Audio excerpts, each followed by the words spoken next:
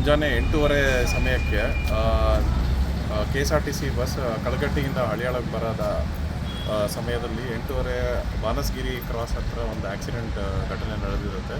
ಇದರಲ್ಲಿ ನಮಗೆ ತಿಳಿದು ಬಂದಿದ್ದು ಪ್ರಾಥಮಿಕವಾಗಿ ಏನಂದರೆ, ಕಾರನ್ನು ಓವರ್ಟೇಕ್ ಮಾಡಬೇಕಾದ್ರೆ ಇದು ಬಸ್ ಹೋಗಿ ಮರಕ್ಕೆ ಡಿಕ್ಕಿ ಹೊಡೆದು ಅಲ್ಲಿರೋ ಪ್ಯಾಸೆಂಜರ್ಸ್ಗೆಲ್ಲ ಇಂಜುರಿ ಆಗಿರುತ್ತೆ.